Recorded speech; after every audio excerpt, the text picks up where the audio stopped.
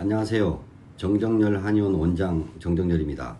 제가 지금껏 30여 년 동안 진료실에서만 임상을 통해서 몸의 건강에 관한 지식과 정보들을 알려드렸었는데, 이제는 화면을 통해서 저를 만나보지 못하신 분들께도 다가가기 위해서 화면 앞에 앉았습니다. 첫 번째 건강에 관한 알려드릴 정보는요, 살 빼기입니다. 사람들은 비만과의 전쟁을 계속하고 있죠. 근데 살 빼는 게 너무 여러 가지 방면에서, 여러 가지 분야에서 방법들이 많이 제공되어 있는데, 저는 생활 속에서 살 뺄 수 있는 그런 간단한 방법을 말씀드리고자 합니다. 일단 체중이 늘었다는 것은 우리가 먹거리 중에서 입으로 들어가는 양이 더 많고 운동이나 활동을 통해서 배설된 에너지가 부족하기 때문에 그렇습니다. 그러나 현대인들은 운동을 너무 강요하다 보면은 지쳐서 못하게 됩니다. 그래서 저는 그동안의 임상을 통해서 비만 환자들을 많이 봐온 경험으로 생활 속에서 부담되지 않게 할 수 있는 간단한 방법을 제시하고자 합니다. 저 같은 경우는 비만 환자를 대할 때 일단 기본적으로 그 사람의 건강 상태를 봐야겠지만, 일반적으로는 일단 먹거리 관리를 먼저 하시라고 권합니다. 자, 살찌는 음식을 최대한 통제해야겠죠. 살찌는 음식은 탄수화물하고 당분입니다. 그러니까 탄수화물이 제일 많은 식품은 흰쌀밥과 흰쌀로 만든 떡 내지는 밀가루가 재료가 되는 모든 음식이 살찌는 음식이라고 보시면 됩니다. 그 다음에 두 번째는 당분이 많은 식품들이 살이 찝니다. 당분이 많은 것들은 우리가 설탕, 과자, 초콜릿 또 이런 것도 있지만은 과일 속에 당분이 엄청 많습니다. 그리고 당분이 많은 음료수도 많이 있죠. 그래서 그런 음식들은 최대한 통제를 해야 되고요.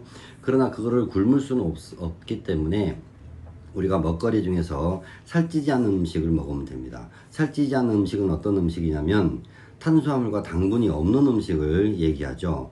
탄수화물과 당분이 없는 음식은 우리가 일상 생활 속에서 섭취할 수 있는 간단한 식품들을 말씀드리면, 계란이나 두부나 닭가슴살, 오이, 토마토, 야채류가 살찌지 않는 음식이라고 볼 수 있어요. 그래서 우리가 음식을 하루 3끼를 먹든 2끼를 먹든 식사 중에 특히 탄수화물 당분이 많은 음식을 최대한 통제하고, 탄수화물 당분이 없는 음식을 많이 섭취를 해서 허기짐을 메꿔줘야 되겠죠. 우리가 배고픔을 참으면서 다이어트 하는 것은 100% 실패하게 되어 있고요. 그리고 설사를 유도한다든가 포만감을 유도하는 어떤 다른 약재들이라든가 건강기능식품들은 100% 요요 현상이 생길 수밖에 없어요. 그래서 저는 일단 기본적인 먹거리 관리를 하되 내용을 바꾸자, 전체 양을 바꾸는 거는 무리가 올 수 있으니까 우리가 먹는 내용을 바꾸자라는 개념으로 환자들한테 많이 지도를 하고 있습니다. 그래서 탄수화물 당분을 자제하면서 단백질과 야채류 같은 음식을 많이 먹어주자. 그리고 가장 중요한 게 또 있습니다. 제가 환자를 보면서 많이 경험했던 건데요. 우리가 잠자는 시간이 일정해야 되고요. 잠자는 시간은 웬만하면은 12시 이전에 수면 상태로 들어가야 됩니다. 자, 잠자는 시간이 결정이 되면은 취침 시간에서 4시간 전 그 사이는 금식을 해야 됩니다. 만약에 그 시간에 진짜 배고파서 못 견디겠다 하는 분들은 살이 안 찌는 메뉴, 오이, 토마토, 계란, 두부 같은 거를 섭취를 하되 포만감 있게 먹지 마시고 절반 정도의 적당량으로 섭취하고 수면을 취하면 좋겠습니다. 그리고 우리가 성장 호르몬은 성인들도 나오고 성장기 아이들도 나옵니다. 성장 호르몬의 역할은 지방 분해하는 역할을 합니다.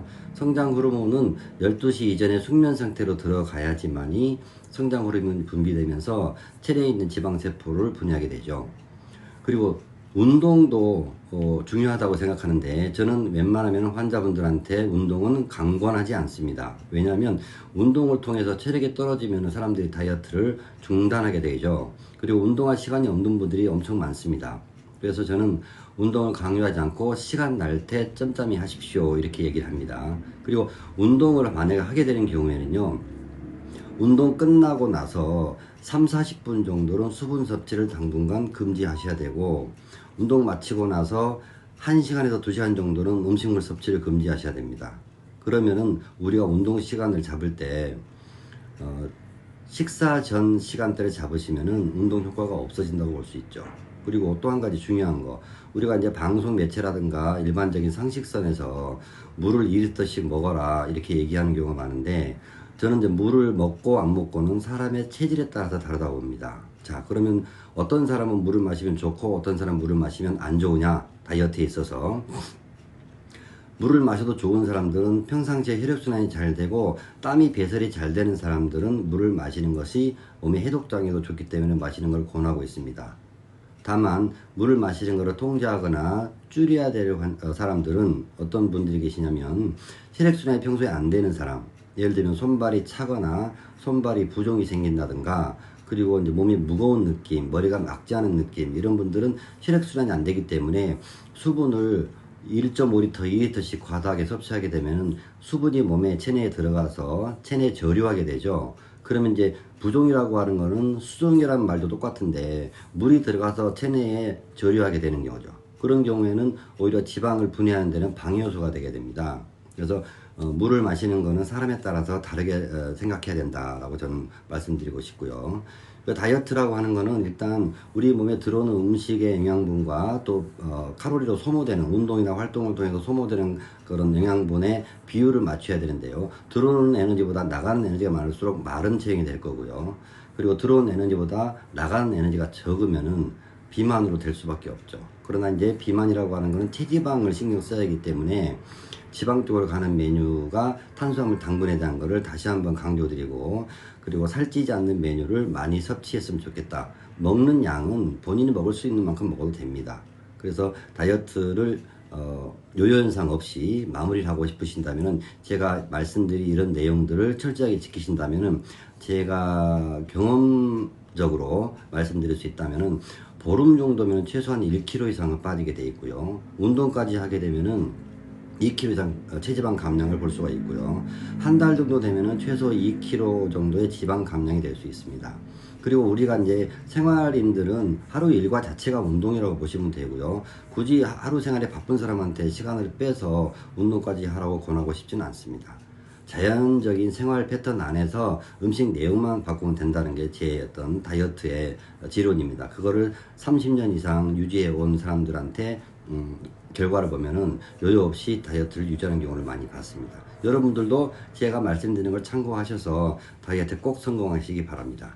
자, 오늘은 첫 방송이기 때문에 일단 다이어트 쪽 위주로 한번 말씀드렸는데요. 제가 진료실에서 여러 사람들을 경험하면서 겪었던 내용들, 그리고 요즘은 매스미디어 쪽이라든가 또 이 지식인이라든가 이런 어떤 정보 매체들이 발달되어 있기 때문에 객관적인 정보들은 되게 많은데, 개인적인 그 개개인의 어떤 그 사람들에 대한 정보는 어느 매체도 나와 있지 않습니다. 그래서 저는 진료할 때, 내지는 상담을 해드릴 때 그 사람의 체질이 뭔가를 먼저 파악을 하는 게 제가 먼저 하는 순서, 진료에 앞서서 하는 순서입니다.